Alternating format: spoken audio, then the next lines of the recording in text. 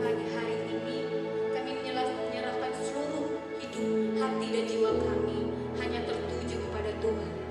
Kami mau mulai dan kami mau habiskan ibadah Betania Fresh Anointing walaupun yang dahsyat dan luar biasa hanya di dalam nama Tuhan Yesus Kristus, Tuhan yang hebat dan luar biasa.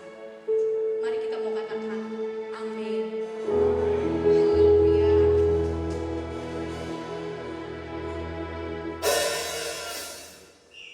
Hanya namamu Tuhan yang selalu kami sembah.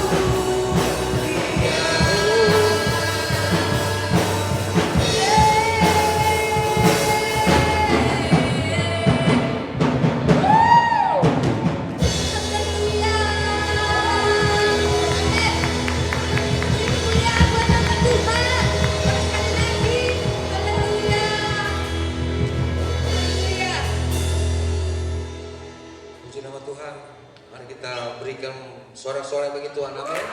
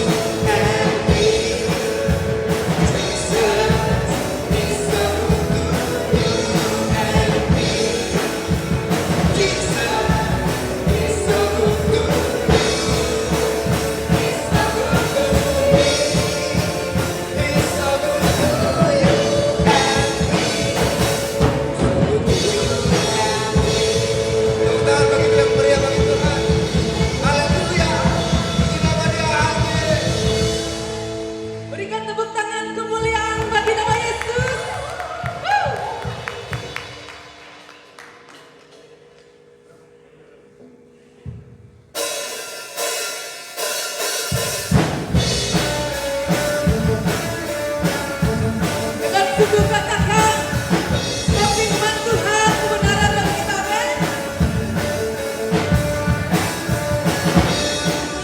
Kebenaran yang ku pegang teguh di setiap waktu,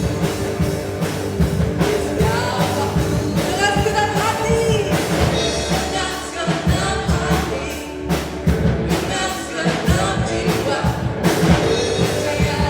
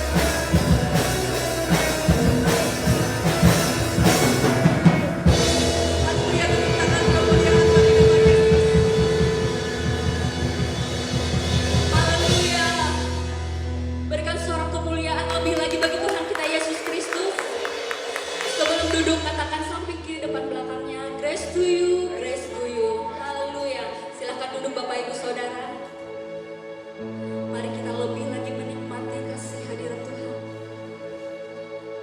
Haleluya. Terima kasih Tuhan untuk kasih karunia-Mu. Terima kasih untuk anugerah-Mu Tuhan.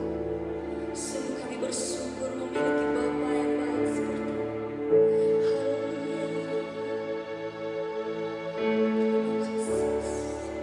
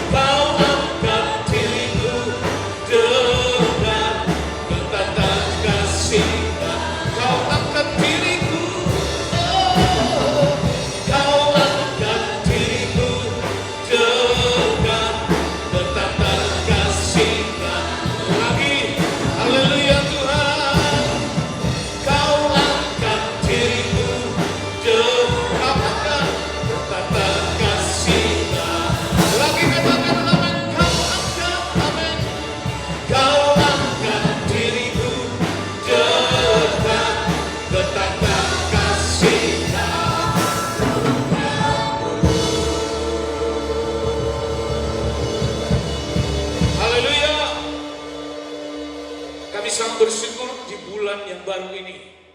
Minggu yang pertama, semua karena kasih karunia Tuhan. Hidup kami hari ini layak karena Tuhan yang melayakkan kami. Bukan karena hebat dan kuat dan gagah kami, bukan juga karena patut perbuatan-perbuatan kami, tapi semua karena kasih karunia Tuhan. Terima kasih Bapak, kami menerima tuntunan firman Allah pada saat ini. Semua yang percaya mari sama-sama katakan amin. Lebih semuanya katakan amin. Precious people, I grow, I go, I glorify. Tepuk tangan sekali lagi untuk Tuhan. Yes, silakan duduk. Shalom. Ya, saya sebagai gembala dari tempat ini memesan supaya di saat Natal ini kita seluruhnya menjaga kesehatannya, karena makanan berlimpah di mana-mana. Ya, mau di rumah orang, mau acara-acara Natal seperti ini, semua kita harus menjaga kesehatan. Katakan amin. Baik, firman Allah pada saat ini berbicara tentang grace and truth, ya. Kasih karunia dan kebenaran itu datang melalui Yesus Kristus. Amin. Perhatikan, kasih karunia dan kebenaran itu datang melalui Yesus Kristus. Paham sudah? Halo? Baik. Kita baca Yohanes 1 ayat yang ke-17. Bahannya mana?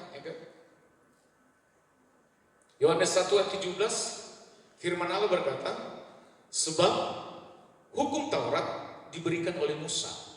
Perhatikan ya. Sebab hukum Taurat itu diberikan oleh Musa. Perhatikan, waktu zamannya Abraham, Ishak, Yakub, dan setelah Musa itu lebih kurang 400-500 tahun. Tapi Abraham, Ishak, Yakub, mereka sudah hidup di dalam Injil kasih karunia. Maka Abraham, Ishak, Yakub dibenarkan bukan karena perbuatannya, tapi karena imannya. Katakan amin. Perhatikan lagi bahwa kebenaran kasih karunia kini, hari ini, itu tidak lagi terselubung oleh lambang-lambang seperti dalam korban-korban. Perhatikan, apapun korbanmu hari ini, mau itu rupiah, mau itu domba, mau itu binatang, mau apapun, itu tidak bisa lagi melampaui korban yang sesungguhnya. Jadi korban yang sesungguhnya itu, yang sempurna itu Yesus sendiri. Katakan amin. Jadi korbanmu hari ini bukan lagi tertuju kepada binatang itu. Korbanmu hari ini bukan lagi tertuju kepada materi itu. Itu hanya semua lambang. Tetapi Yesus, dia bukan lagi lambang, tapi dia sendiri yang turun. Dia sendiri yang menyatakan tidak memakai lambang-lambang lagi. Maka kita bersyukur di iman kita, kita tidak ada lagi korban sembelihan 1 tahun, 2 tahun, 3 tahun. Halo, amin. Kurang semangat, amin. Ini bulan Desember, amin. Saya ingin menolakkan kira katakan ini bulan Desember. Halo, amin. Saya melihat wajahnya kok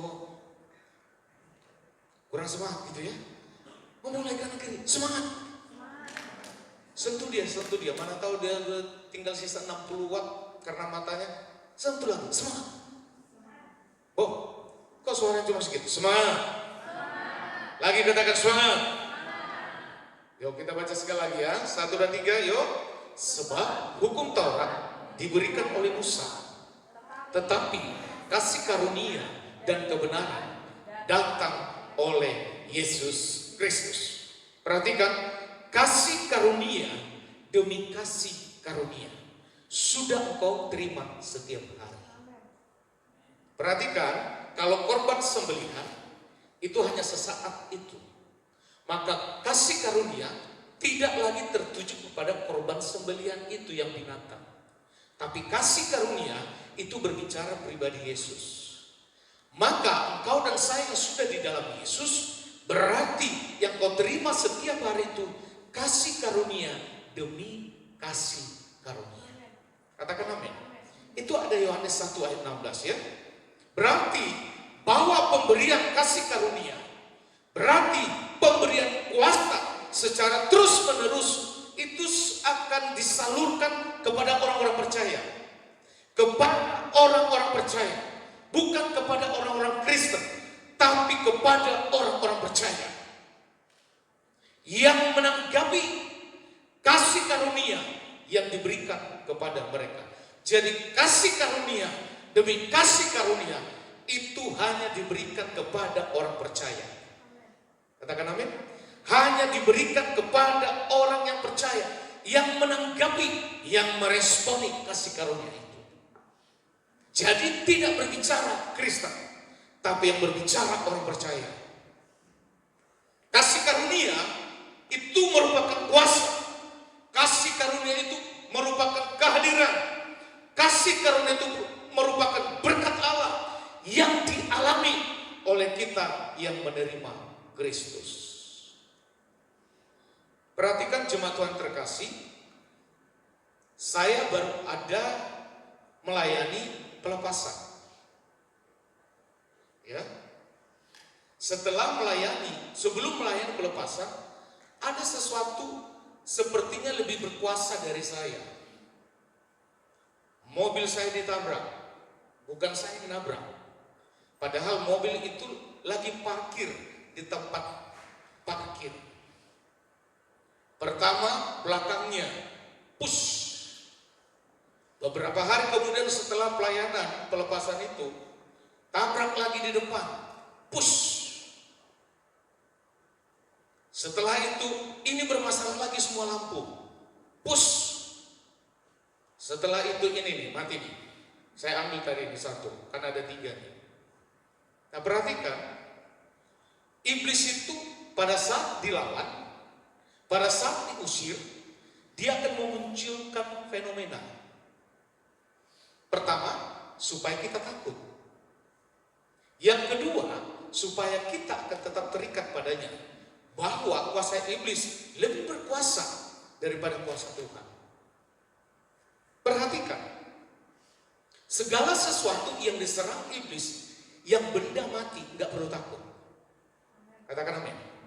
Ini lo semua benda mati. Kenapa kau jadi khawatir? Mobil itu benda mati. Kenapa khawatir? Apapun yang berbicara ciptaan, tidak ada yang abadi. Maka nggak perlu khawatir.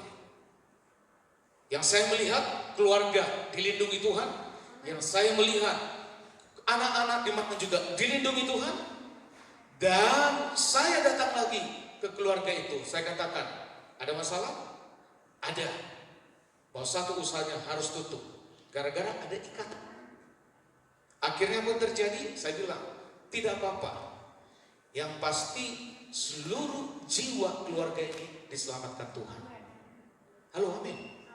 Perhatikan, orang yang percaya itu sudah paket ada kuasa di dalamnya.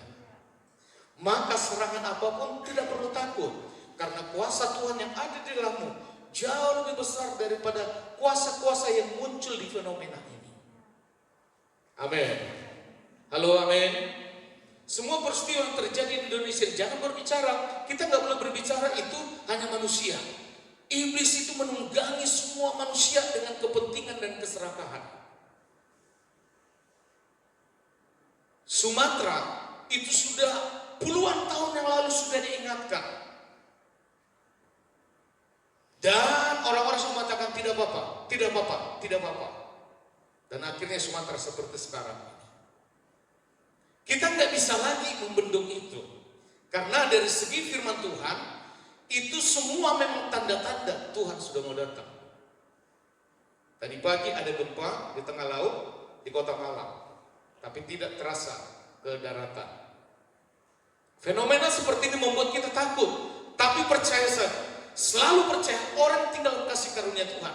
Kuasa Tuhan itu sudah satu paket padamu. Kurang semangat, amin. Katakan lagi amin.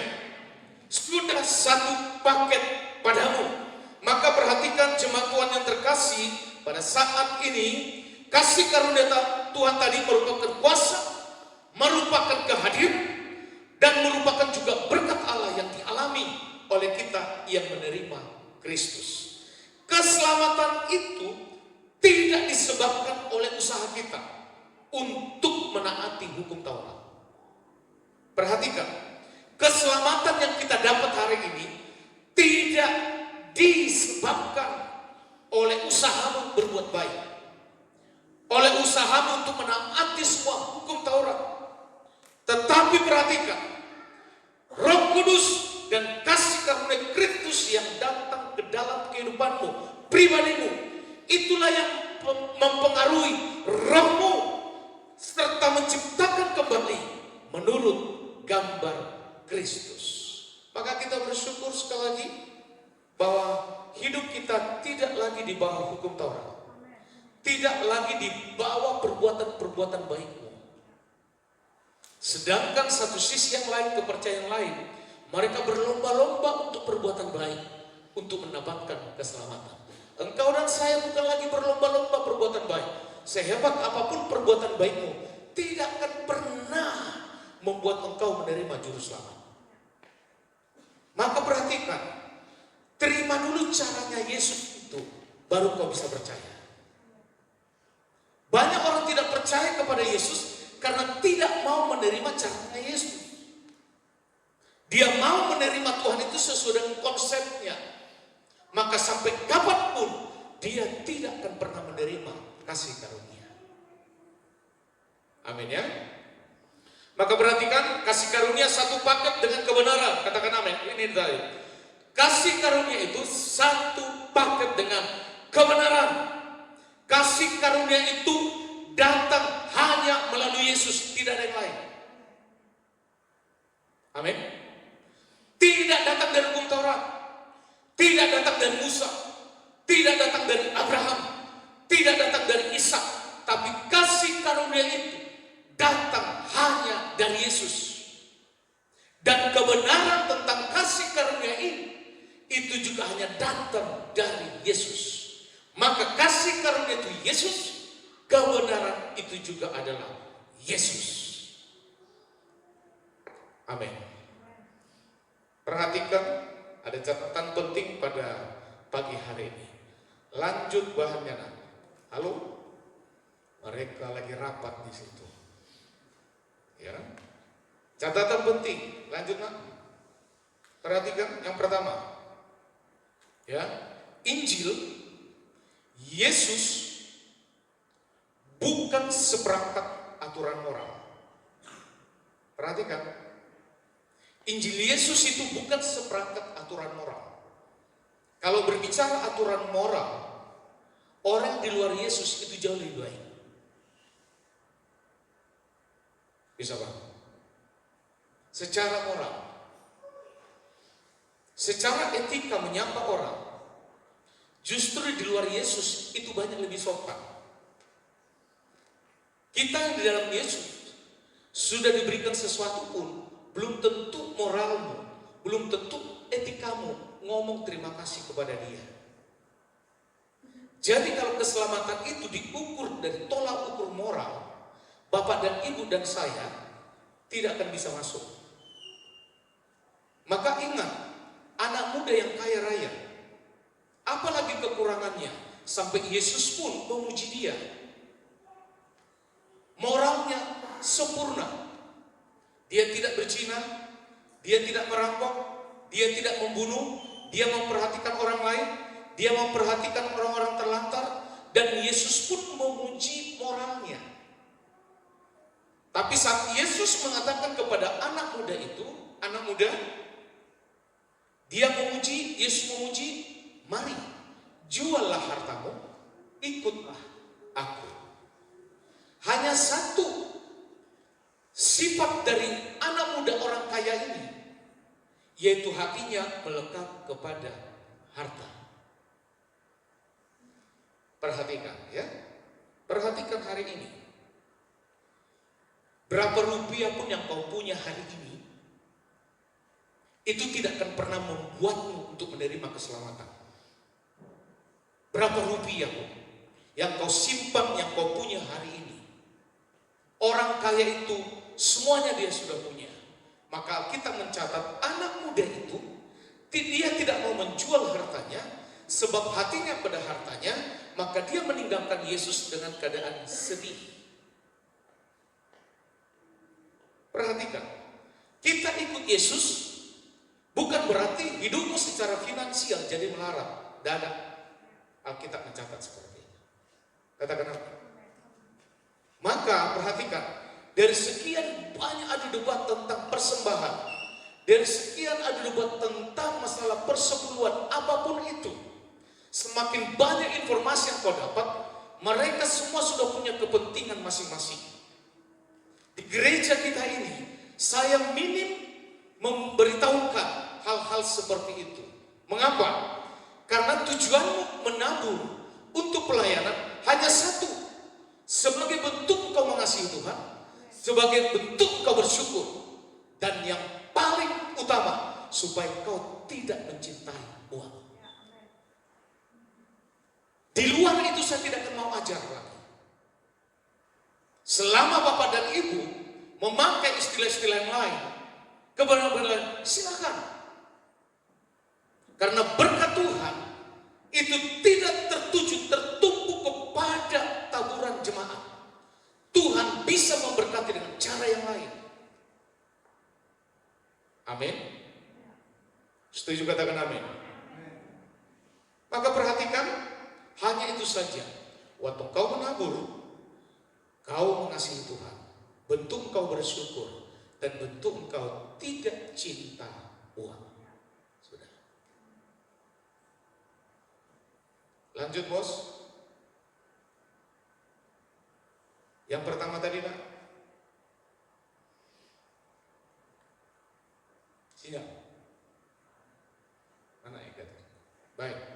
Pertama, perhatikan, Injil Yesus itu bukan seperangkat aturan moral agar manusia hidup lebih baik, melainkan kabar baik tentang keselamatan yang diberikan oleh Allah melalui Yesus Kristus. Perhatikan sekali lagi, Injil Yesus itu bukan seperangkat aturan moral, melainkan kabar baik. Katakan amin. Jadi Injil Yesus itu kabar baik tentang apa? Tentang keselamatan yang diberikan kepada siapa? Allah kepada anaknya Yesus Kristus. Maka perhatikan, imanmu dan iman saya itu tidak mengejar tentang moral-moral tadi, kebaikan-kebaikan moral tadi, seperti anak muda kaya raya tadi. Maka hari ini perhatikan firman Allah bahwa Injil itu berita keselamatan. Injil itu berita sukacita. Injil itu berita tentang Yesus. Hanya melalui Yesus, hanya melalui Yesus, hanya melalui Yesus. Di sekolah teologi kami diajar secara homiletik, hermeneutik, baik tentang persiapan sebelum khotbah, baik juga persiapan waktu khotbah. Salah satu di dalam uraian itu, sebagai jembatan untuk kita masuk khotbah, hanya diizinkan 1-2 menit, bahkan 3 menit untuk memasuki bahan khotbah. Sebuah kesaksian itu boleh saja, tapi kesaksian itu di situ juga kita harus membicarakan tentang Tuhan, ya, tentang Tuhan. Maka di saat ada pengkhotbah, dia bersaksi, yang disaksikan itu tentang perbuatan-perbuatan dia. Secara akademis kami, itu jadi tanda merah. Ilmu hermeneutik dan homiletiknya itu pasti gagal. Karena di dalam homiletik itu, yang kita bahas, yang kita ungkapkan ke permukaan itu hanya tentang Yesus. Katakan amin. Hanya tentang Yesus. Maka Bapak dan Ibu dan seluruh jemaat Tuhan di tempat ini, saya dari dulu sampai sekarang tetap konsisten di situ. Saya hanya ngomong tentang Yesus saja. Memang kedengarannya membosankan. Memang kedengaran seperti tidak ada variasi yang lain.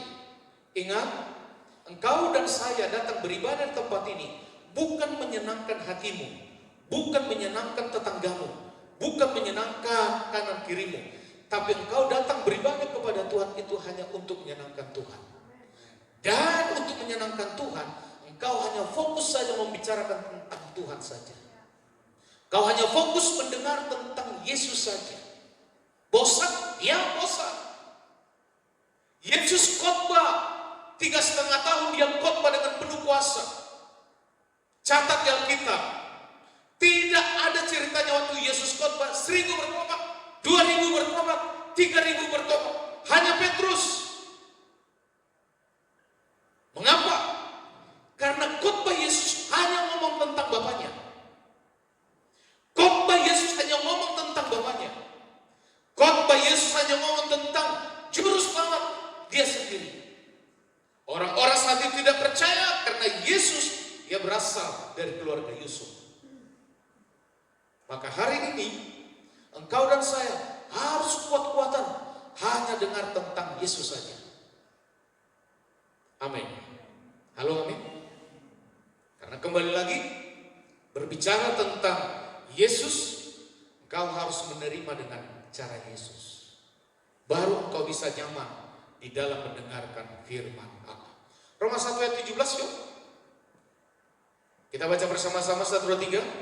Sebab di dalamnya nyata kebenaran Allah yang terletak dari iman dan memimpin kepada iman, seperti ada tertulis, orang benar akan hidup oleh iman. Perhatikan, iman itu Yesus, memimpin kepada Yesus. Seperti tertulis, orang benar akan hidup karena Yesus. Perhatikan, iman itu Yesus, menuju kepada Yesus. Maka perhatikan lagi, kita ini semua hidup itu karena Yesus. Semua karena Yesus. Semua karena kasih karunia-Nya. Jadi Injil itu bukanlah tentang berusaha hidup lebih baik untuk mencapai keselamatan. Injil itu bukanlah tentang berusaha hidup lebih baik untuk mencapai keselamatan. Yesus memuji anak muda itu. Mulai dari Yesus sampai sekarang, tidak ada yang lebih baik seperti di Alkitab yang dilayani Yesus anak muda tadi tentang kelakuan yang baik. Dia hampir sempurna. Yesus hanya ngomong, jual hartamu, ikutlah aku. Anak muda itu sedih. Dan kita tidak akan pernah menuju seperti anak muda tadi. Karena apa? Tantangan yang terbesar dalam kehidupan kita itu bukan tantangan kanan kiri. Itu paling terbanyak itu hanya masalah ekonomi. Di mana-mana uangmu banyak, itu juga bisa jatuh dalam dosa. Uangmu sedikit, itu juga engkau rawan. Maka bukan masalah besar uang yang kau punya, bukan masalah besar jumlah uang yang sedikit yang kau pegang. Tapi pada saat engkau punya berkah, di tangan siapa yang memegang itu? Kalau kau di dalam Tuhan, kalau kau di dalam Sang Kasih Karunia, uang berkat yang besar pun itu tidak akan membuatmu jauh dari Tuhan. Bahkan uang yang minim pun tidak akan pernah membuat engkau mundur dari iman. Katakan amin. Kurang semangat, katakan amin. Jadi Injil bukanlah tentang berusaha hidup baik untuk mencapai keselamatan. Katakan amin. Hari ini Bapak dan Ibu sudah selamat. Kalau engkau membantu orang karena sudah selamat. Kalau engkau beribadah ke tempat ini bukan cari berkat, tapi karena sudah selamat. Kalau engkau membantu orang lain, kau lakukan itu bukan untuk mengumpulkan amal, tapi karena engkau sudah selamat. Katakan amin. Kalau kepercayaan lain mereka melakukan untuk mengumpulkan amal. Itu cara mereka, cara Yesus bukan begitu. Anda dibenarkan dulu, Bapak dan Ibu dibenarkan dulu. Katakan amin. Dan terima caranya Yesus itu. Maka setiap orang yang datang beribadah ke tempat umum cari berkat itu salah. Bapak dan Ibu datang ke tempat ini karena sudah diberkati, bukan untuk diberkati. Maka berkat yang terbesar yang kau terima hari ini bukan berkat finansial, tapi berkat dibenarkan. Seperti Allah membenarkan Abraham. Di kitab Ibrani juga mengatakan Abraham dibenarkan karena imannya. Maka berkat terbesar yang kau terima hari ini dibenarkan. Bukan pembenaran diri, tapi dibenarkan. Siapa yang membenarkanmu? Yesus. Itulah berkat terbesar yang sudah kau terima hari ini. Maka semua kebutuhanmu itu harus dibawa kasih karunia. Under grace. Keluargamu itu harus dibawa kasih karunia. Kedudukanmu itu harus dibawa kasih karunia. Suamimu itu harus dibawa kasih karunia. Istrimu itu harus dibawa kasih karunia. Anak-anakmu itu harus dibawa kasih karunia. Gaji itu harus dibawa kasih karunia. Kalau setara dengan kasih karunia, maka perhatikan, sesungguhnya kau tidak pernah menerima kasih karunia. Masalahmu kau buat sejajar dengan keselamatan, itu berarti saudara belum menerima kasih karunia. Apalagi kalau masalahmu, masalah keuanganmu, posisimu, engkau buat di atas keselamatan, sebenarnya kau tidak pernah percaya kepada Tuhan. Kita semua diperhadapkan dengan hal seperti itu kok. Bapak dan Ibu berbicara tentang keuangan. Saya berdiri di sini pun kami juga tentang keuangan ada masalah juga. Semua kasus kita hampir sama. Yang membuat perbedaan, apakah setiap kasus itu engkau buat di bawah keselamatan atau sejajar dengan keselamatan, bahkan bisa di atas keselamatan. Hanya itu perbedaannya. Maka hari ini kita sepakat, apapun problem masalahmu, semuanya harus dibawa keselamatan. Katakan amin. Karena Tuhan sudah membenarkanmu. Engkau benar bukan karena kelakuanmu, tapi karena perbuatan Yesus di salib. Perhatikan lagi di situ. Paulus tidak tergoda untuk merasa malu. Mengapa? Pada zaman itu Yesus diberitakan oleh Injil adalah orang yang mati digantung di atas kayu salib. Jadi waktu Paulus memberitakan Yesus yang mati di kayu salib itu tidak mudah. Justru orang-orang Kristen saat itu mereka mundur. Mereka sangat terkena kalau menceritakan tentang Yesus yang mati di kayu salib. Mereka berpikir bahwa orang yang mati di kayu salib itu tidak punya kuasa. Nah, sedangkan Paulus tidak malu memberitakan Yesus yang mati di kayu salib itu. Amin.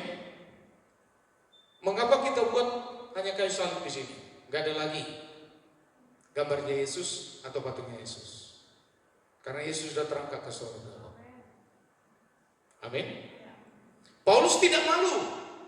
Justru dia bersuka cita. Justru dia senang.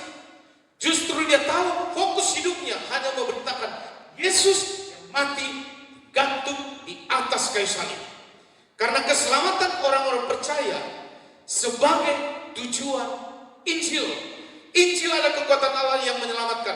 Jadi Paulus hanya memberitakan tentang salib karena di salib itu hanya satu kebenarannya, keselamatan. Tidak ada di balik. Salib ini Paulus menyampaikan Yesus yang mati di kayu salib yang digantung hanya satu beritanya, keselamatan. Amin. Hanya satu beritanya, keselamatan. Dan Paulus tidak malu menyampaikannya. Mari, jangan pernah kita malu akan Injil. Katakan amin. Betapapun tampak hina dan rendahnya Injil di mata manusia duniawi. Jadi kalau ada orang punya statement, masa kau percaya kepada manusia yang digantung itu? Kau harus tetap maju memberitakan Injil. Katakan amin. Bagianmu dan bagian sahnya memberitakan Injil, bukan memaksanya untuk menerima, tapi hanya memberitakan. Karena dia bisa menerima keselamatan, itu hanya karena kuasa dari Tuhan. Tidak ada hebat saya, tidak ada kepintaran yang kita sampaikan kepada orang itu untuk menerima Injil. Tidak bisa. Itu hanya kuasa Tuhan. Tapi bagianmu dan bagian saya hanya untuk menyampaikan. Yang kedua, lanjutlah. Pola pikir hukum Taurat. Perhatikan. Ya. Imamat 18 ayat 5. Yuk kita baca bersama-sama. 1, 3. Sesungguhnya kamu harus berpegang pada ketetapanku dan peraturanku. Orang yang melakukannya akan hidup karenanya. Akulah Tuhan. 600 lebih aturan hukum Taurat. Pertanyaan, ada kita yang berhasil melakukan itu? Tidak ada. Lihat lagi di Galatia 3:12. Lanjut. 1, 2, 3. Tetapi dasar hukum Taurat bukanlah iman, melainkan siapa yang melakukannya akan hidup karenanya. Sampai hari ini, semua kelakuanmu, semua perbuatanmu dapat melakukan semua tuntutan hukum Taurat? Tidak ada. Tidak ada. Maka perhatikan, semakin engkau tinggal dalam kasih karunia Tuhan, semakin dirimu itu terus tunduk pada Tuhan. Akan terus tunduk. Ego kita itu pelan-pelan itu akan direndahkan. Tapi kalau kau tidak menikmati hidup dalam kasih karunia Tuhan, egomu itu akan tetap stabil. Akan tetap stabil, naik. Perhatikan lagi di situ ya. 2 ayat ini, perhatikan tadi. Di kitab Imamat tadi, dan juga di kitab Galatia, perhatikan. Ini tentang performa manusia. Di Alkitab hanya orang kaya itu yang hampir sempurna. Musa saja dia gagal melakukan hukum Taurat. Yang terakhir, Tuhan ngomong bicara pada batu itu. Tapi Musa emosi. Ego dia pukul batu. Padahal Tuhan berfirman yang terakhir, batu itu kamu gak usah pukul, tapi ngomong ke batu yang terakhir ini air pasti keluar. Tapi di saat terakhir Musa memukulnya. Dia tidak sempurna melakukan hukum Taurat. Maka Tuhan pun ngomong kepada Musa, kau tidak boleh masuk ke tanah perjanjian. Memandang boleh, kau berakhir hari ini. Kalau kita bisa melihat apakah Tuhan tidak adil pada Musa, Tuhan itu tidak pernah tidak adil, dia tetap adil. Katakan amin. Karena apa? Tanah perjanjian yang sesungguhnya bukan di tanah Kanaan, tapi di sorga. Kata Tuhan kepada Musa, persiapkan pemimpin yang baru. Musa kasih usul, karena secara keimaman itu yang berhak Harun dan juga Hur. Tapi dari segi pelayan Tuhan yang hampir full time itu adalah Harun. Dan kata Tuhan, enggak, dua-duanya enggak. Persiapkan Yosua. Yosua tidak pernah berpikir untuk menggantikan Musa. Yosua hanya tulus hati membawa semua melayani apa kebutuhan daripada Musa. Dan Yosua pun bukan dari keturunan para imam. Dan Tuhan ngomong kepada Musa, persiapkan Yosua. Maka sebelum Yosua turun tangan, ada 6 kali firman Tuhan turun kepada Yosua. Yosua, kuatkan dan teguhkanlah imanmu. Kuatkan dan teguhkanlah iman. Jadi berbicara iman untuk tetap kuat itu tidak mudah. Engkau dan saya pasti berhadapan dengan fenomena-fenomena yang tidak sesuai dengan keinginanmu. Waktu tidak sesuai dengan keinginanmu, disitulah peperangan imanmu. Maka perhatikan 2 ayat tentang performa manusia. Bagi setiap kegagalan, dia pasti melakukan di dalam kegagalan itu, hukum Taurat akan menjatuhkan hukuman, kutukan. Kutukan itu berupa murka yang dinyatakan dan ancaman kebinasaan. Maka sungguh sia-sia apabila kita mencari pembenaran melalui hukum Taurat. Maka semua hal apapun di luar Yesus itu kutuk. Amin. Maka lihat di situ, Solusi akhirnya apa yang diberikan oleh Paulus? Paulus memberi tahu kepada kita bahwa jalan untuk meloloskan diri dari dua ini, ini kembali kepada memperoleh perkenan Allah, yaitu hanya melalui iman di dalam Kristus yang telah menebus kita dari hukum Taurat, yakni dengan jalan menjadi kutub karena kita. Itulah Yesusku, itulah Yesusmu, total mengasihimu, total mengasihiku. Katakan apa? Ngomong kanan kiri. Itulah Yesusku, total mengasihiku. Ngomong lagi, itulah Yesusmu, total mengasihiku. Gak boleh setengah-setengah lagi, amin. Seperempat juga, 99,9% juga tidak boleh. Total 100%. Katakan amin. Di dalam total 100% ini, apakah engkau tetap masih melakukan hal yang tidak baik? Tetap, memang kita bukan manusia yang sempurna. Ya. Yang ketiga, ayo nak. Yang ketiga itu 1 dan 3 kita baca. Keselamatan adalah deklarasi, bukan lagi sebuah undangan. Halo. Kemarin itu ada undangan Natal hampir ada 4 ya. Nah, akhirnya saya dengan ibu, udah belum selesai, keluar lagi, keluar lagi, sehingga 4 undangan ini semuanya kami bisa ikuti. 100% tidak bisa. Nah, perhatikan, secara daging juga selalu ada. Saya bilang sama ibu, kita nanti makan di tempat yang sana aja, jangan yang di situ, karena yang di situ nanti berebut dengan begitu banyak manusianya. Akhirnya sampai keroncongan juga sih ya, keroncongan untuk menunggu ke undangan yang keempat. Undangan keempat itu kami mungkin sudah datang sekitar 8:30 atau jam 9. Perhatikan, orang yang mengundang bapak dan ibu itu karena ada hubungan, betul tidak? Halo, betul tidak? Pasti dikenal, ya. Tapi biasanya kita Natal di tempat ini nggak dikenal pun datang, betul? Nggak diundang pun datang. Tapi setiap ada orang mengundang bapak dan ibu, tidak datang satu kali tidak apa-apa. Tapi yang kedua kali jadi masalah, yang ketiga kali juga nggak masalah. Kemungkinan besar bapak dan ibu juga tidak akan diundang lagi. Tapi setiap orang yang mengundang kita, minimal orang yang mengundang itu pasti ada kecewa. Betul ya? Maka hari ini, perhatikan, keselamatan yang kau terima hari ini, itu bukan lagi undangan, tapi deklarasi. Halo, amin. Jakarta 17 Agustus 1945, atas nama bangsa Indonesia, Soekarno-Hatta, merdeka. Itu deklarasi. Betul tidak?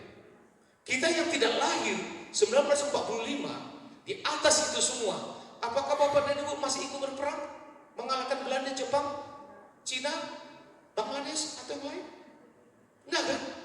Bapak dan ibu tinggal hanya mendeklarasi, saya sudah merdeka. Apakah Bang Ferdinand ambil pistol kok? Karena saat itu Bang Ferdinand belum lahir kok. Kita hanya tinggal menikmati. Maka perhatikan, banyak setiap tahun itu, yaitu Kristen undangan, muncul pada saat diundang.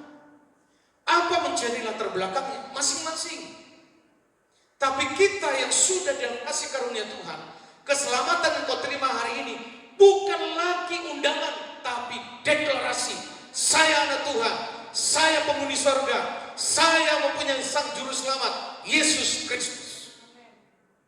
Itu deklarasi, makanya gereja kita ini terlepas dari deklarasi. Apa karena sehat, kuat, makmur, panjang umur, awet muda, diberkati Tuhan. Engkau sehat, jangan tertutup kepada hari ini fisikmu yang sakit. Dari sananya Tuhan sudah membuat Adam dan Hawa itu lepas, tidak ada sakit penyakit di situ. Tapi waktu manusia jatuh dalam dosa, maka sakit penyakit ada. Halo, amin. Maka perhatikan Yohanes 3:16. Yuk kita baca bersama-sama 1, 3. Karena begitu besar kasih Allah ke dunia ini, sehingga ia telah memurniakan anaknya yang tunggal, supaya setiap orang percaya kepadanya tidak binasa, melainkan beroleh hidup yang kekal. Ini deklarasi. Deklarasinya Bapa terhadap anaknya. Inilah anakku yang kukasihi. Inilah anakku yang tunggal. Itu deklarasi Bapa terhadap anaknya. Maka Bapak dan Ibu dan saya hari ini yang sudah di dalam Yesus, kita juga semua jadi anak tunggal. Katakan amin. Kalau anak tunggal masih perlu bagi warisan tidak? Kalau anak tunggal perlu bagi kuasa enggak? Perlu bagi kasih tidak? Maka Bapa di surga itu kenapa disebut Yesus anak tunggal? Karena memang satu-satunya. Tidak ada kedua. Kenapa anak tunggal? Supaya kasih Bapa terhadap Yesus anaknya itu adil. Kuasanya adil.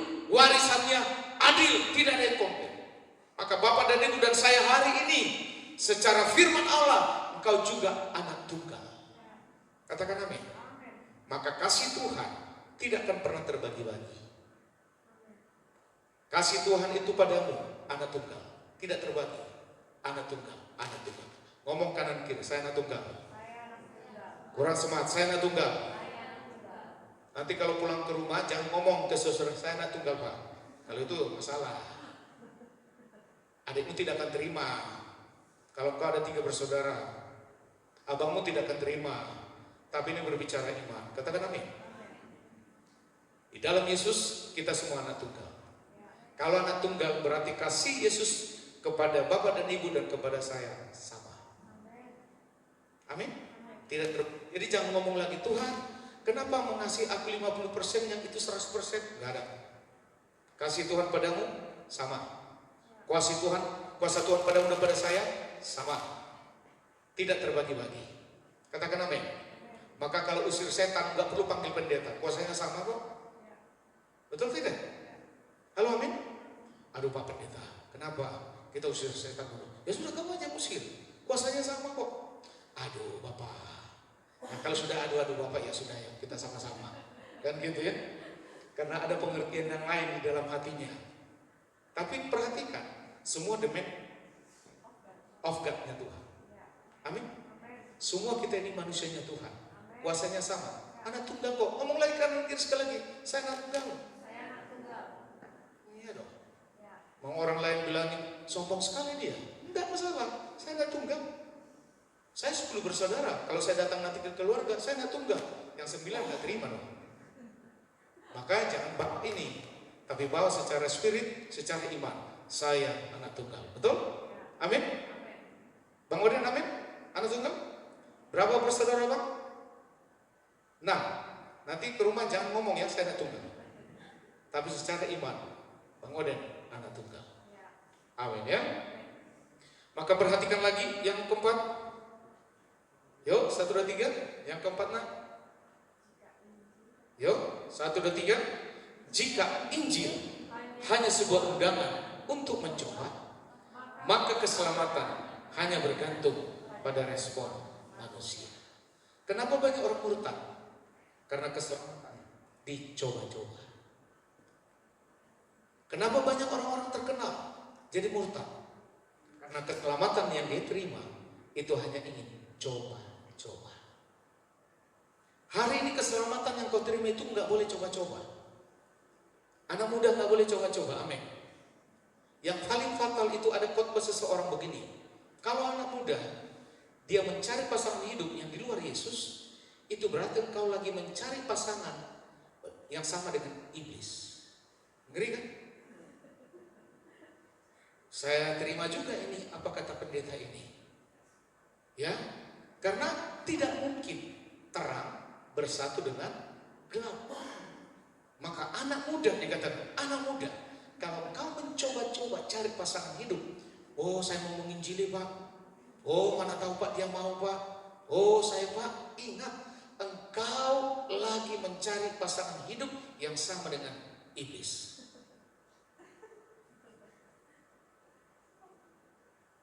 Anak muda, angkat tangan dulu. Anak muda. Ya. Adik, angkat tangan dulu. Lebih tinggi deh. Masa lalu biar berlalu deh. Angkat tangan deh.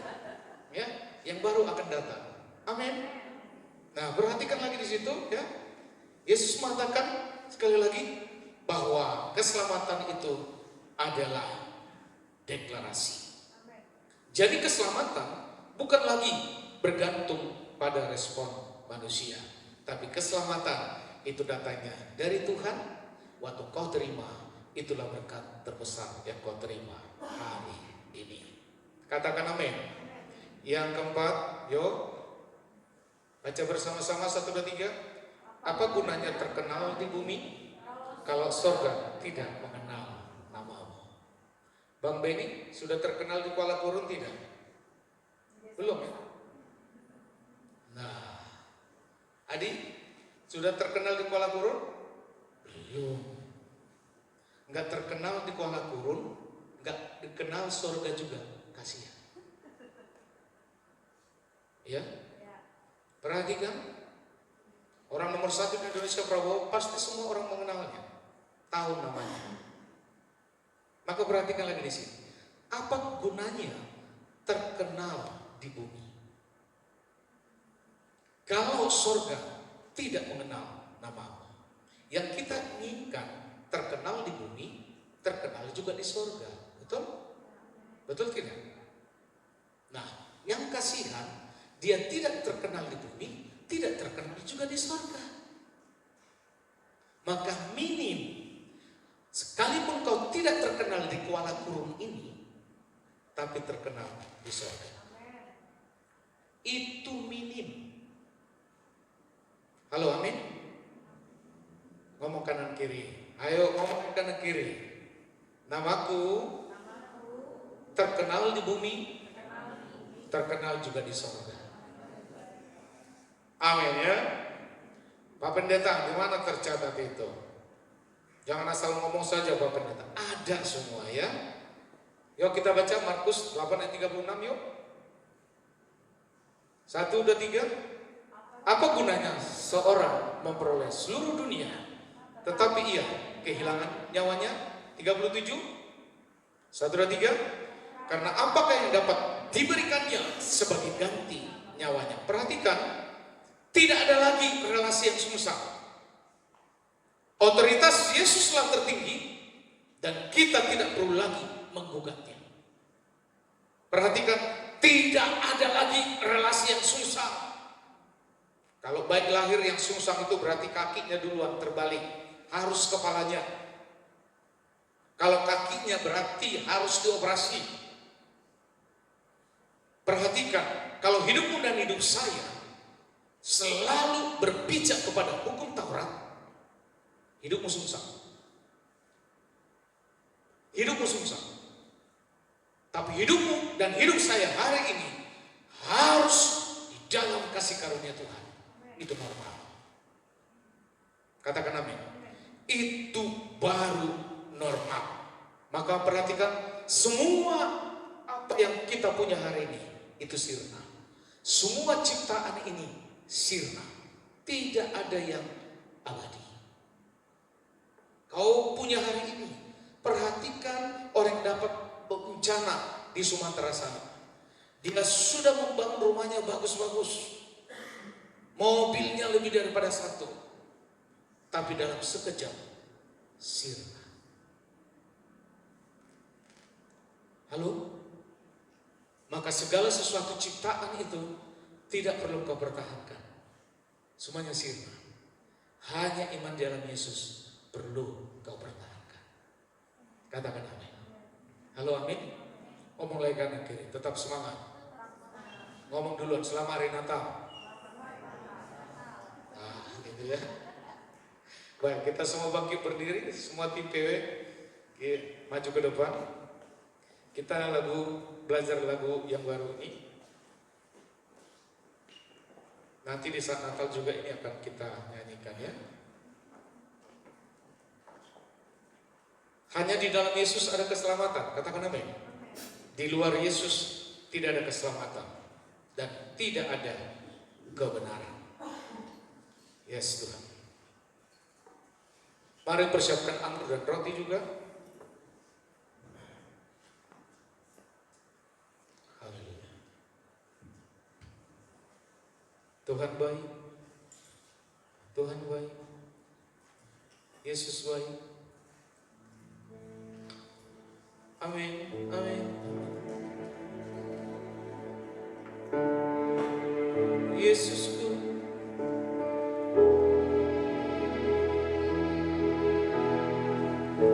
Jikalau bukan Tuhan yang membangun rumah, sia-sialah orang membangunnya. Jikalau bukan Tuhan yang menjaga hidupku, sia-sialah usahaku tanpa seizin Tuhan. Ku sadar semua karena cintamu, ku akui semua karena berkat-Mu. Tak mungkin semua tanpa campur tangan-Mu. Takkan usai kasih sayang, takkan usai kasih setia-Mu Tuhan.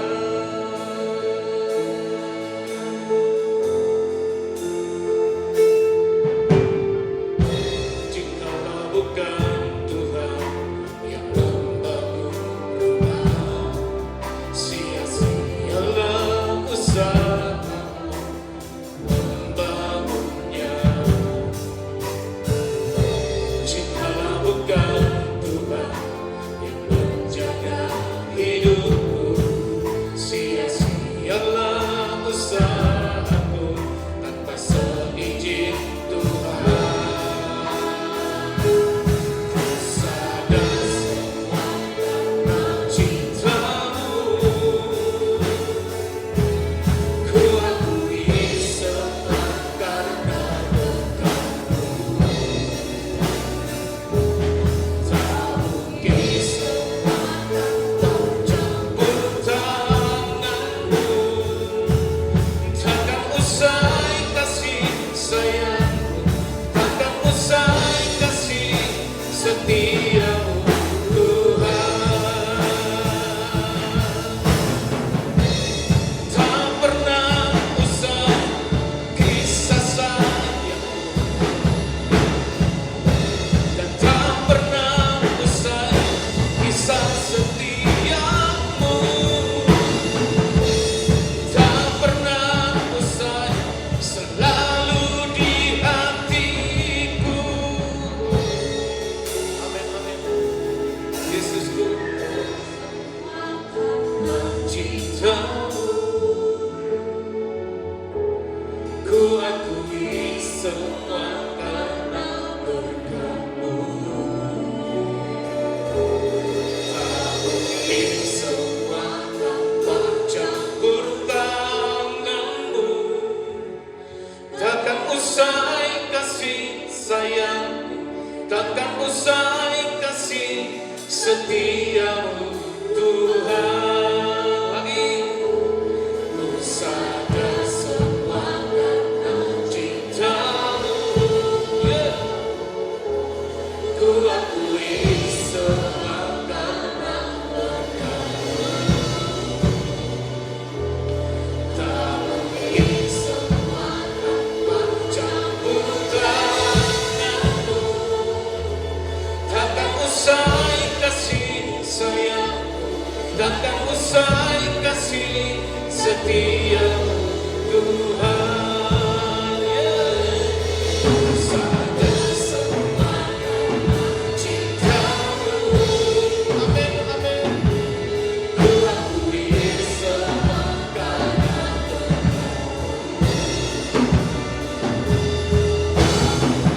semua tanpa campur tangan-Mu. Takkan usai kasih sayang,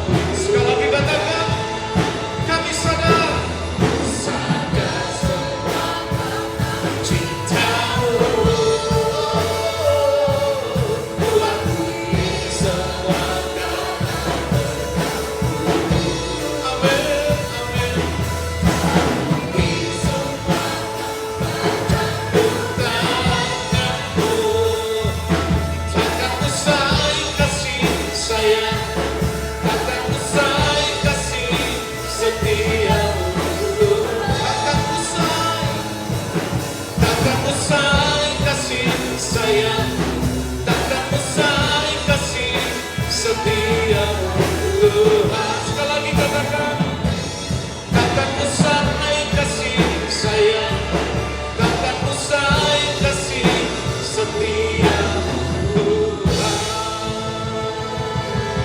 Haleluya. Amin, amin, amin.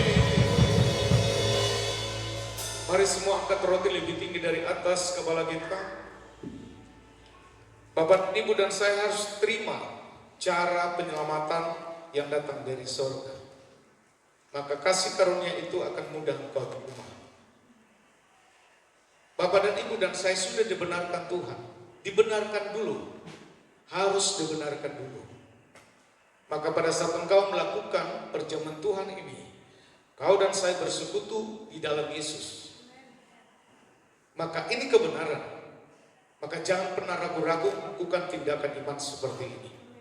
Karena ini firman Allah. Tubuh dan darah Yesus terus-menerus harus menjadi bagian kita. Apabila Bapak dan Ibu ada mengalami sakit penyakit, makan tubuh Kristus, minum darah Yesus. Karena tubuh dan darah Yesus sempurna, tidak ada sakit penyakit. Maka hari ini, pada saat engkau melakukan dengan iman, semua masalah kesehatanmu Tuhan buat sungguh amat baik. Makasih Bapak. Mari semua angkat roti lebih tinggi dari atas kepala. Inilah tubuh Kristus, tubuh yang tercabik-cabik, korban sembelihan yang sempurna. Maka keselamatan itu bukan lagi berbicara simbolik-simbolik, tetapi keselamatan itu sudah datang kepada kami melalui pribadi Yesus Kristus. Sehingga waktu kami makan tubuh Kristus, waktu kami minum darah Yesus, kami bersatu dengan Yesus. Apabila Bapak Ibu percaya pada tubuh Kristus, mari kau makan di dalam nama Tuhan Yesus.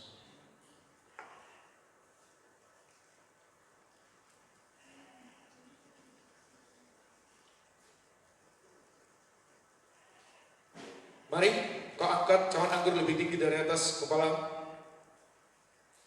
Darah Yesus yang sempurna sudah menyempurnakan semua korban sembelihan kita. Maka hari ini Bapak dan Ibu yang melakukan bukanlah berbicara simbolik, tetapi darah Yesus yang kau minum hari ini. Pada saat kau meminum, maka seluruh tubuhmu dan seluruh bagian tubuhmu Tuhan sembuhkan. Kau percaya karena kau sudah di dalam Yesus. Apabila Bapak dan Ibu percaya, mari kau minum di dalam nama Tuhan Yesus.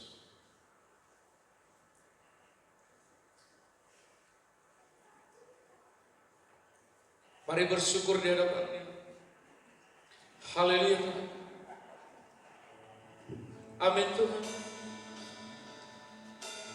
Yesusku, ku sadar semua karena cinta-Mu.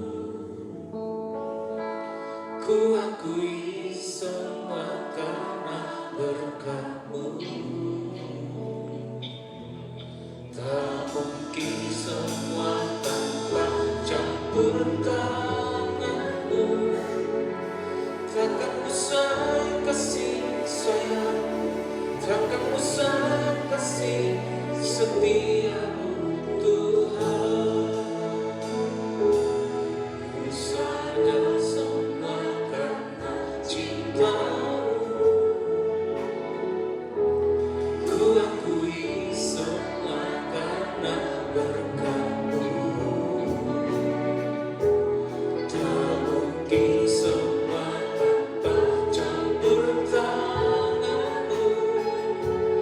Takkan usai kasih sayang-Mu, takkan usai kasih setia-Mu. Mari katakan lagi dengan iman, dengan lembut, amin. Ku sadar semua karena cinta-Mu, Yesus.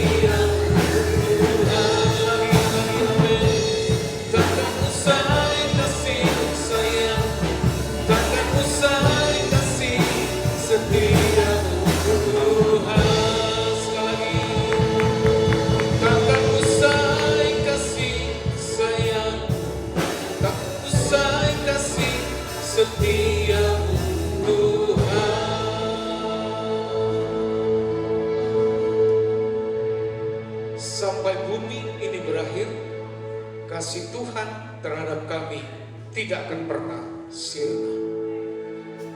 Kasih setiamu terhadap kami kekal untuk selama-lamanya.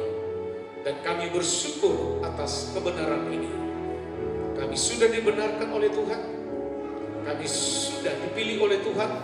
Kami sudah dipisahkan oleh Tuhan.